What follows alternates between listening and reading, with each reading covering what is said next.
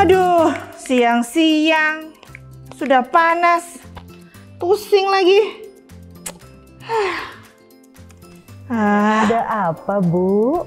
Lah, memang sudah panas. Jangan dibikin pusing. Nanti makin panas suasana.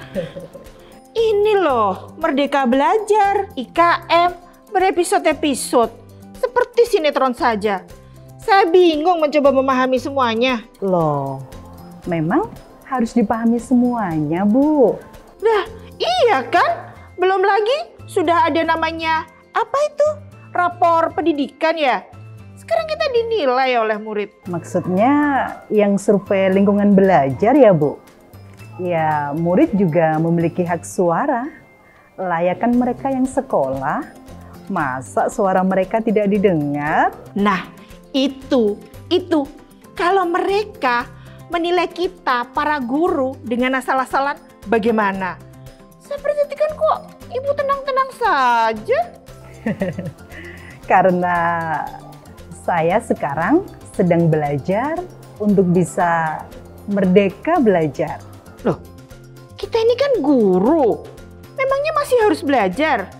Lalu di mana guru bisa merdeka belajar? Di komunitas, Bu. Hah? Komunitas? Komunitas apa, Bu? Komunitas belajar. Di dalam komunitas ini kami bisa membahas semua yang tadi Ibu sampaikan. Bahkan termasuk rapor pendidikan. Komunitas apa ini? Kok sempat-sempatnya membahas merdeka belajar? Apalagi rapor pendidikan. Apa kurang kegiatan mengajar di kelas dan memastikan pembelajaran di kelas teratur? Persis itu. Dengan diri saya yang dulu, selama ini bisa dikatakan saya guru konvensional.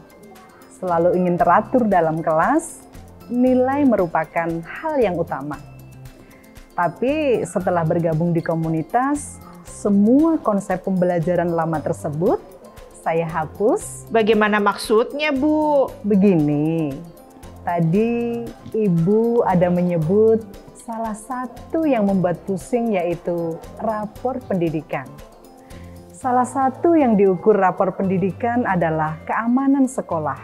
Dan ternyata komunitas membantu saya belajar cara memfasilitasi kelas yang aman bagi murid saya. Bagaimana bisa, Bu? Coba terangkan. Yang saya lakukan di kelas setelah mengenal istilah Merdeka Belajar adalah mendekati murid untuk memahami setiap karakteristik, kebutuhan, dan seperti apa kelas yang mereka harapkan. Intinya, semua pembelajaran harus berorientasi kepada murid. Ketika murid mengetahui gurunya berpihak pada murid, mereka paham bahwa kelas adalah ruang belajar yang aman bagi mereka.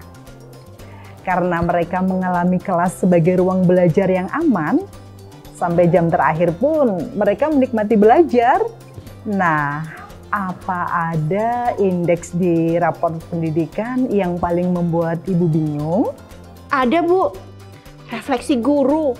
Memangnya belum cukup kita membuat deskripsi mapel dan narasi rapor? Nah, Bu, komunitas belajar memberikan ruang untuk saling berbagi cerita dan pengalaman baik di kelas.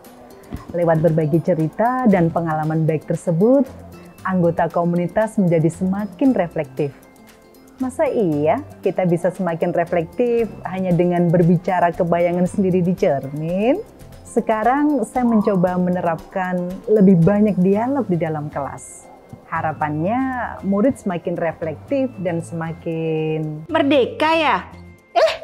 Nah, kan Ibu bilang sendiri. Sepertinya asik sekali komunitas itu. Kegiatannya apa saja sih? Tentu saja yang pertama adalah mengundang teman-teman guru untuk berkolaborasi atau berbagi praktek baik pembelajaran. Lantas secara berkala kita cerita atau berbagi praktek baik pembelajaran berdampak di kelas. Atau menonton video Merdeka Belajar. Jadi gak habis-habis ya ide inovasi pembelajaran? Betul, kalau kata rapor pendidikan, kualitas pembelajaran.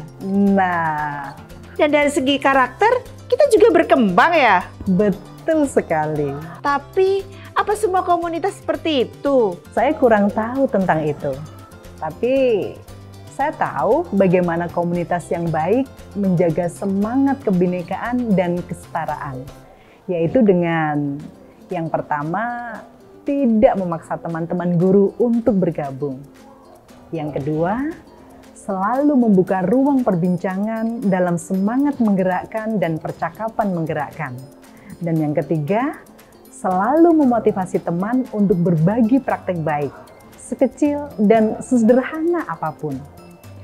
Rutin berbagi praktek baik, rutin bertumbuh kompetensinya. Bu Indah, sudah baca rapor pendidikan yang di sekolah kita belum? Kita obrolin di komunitas belajar yuk.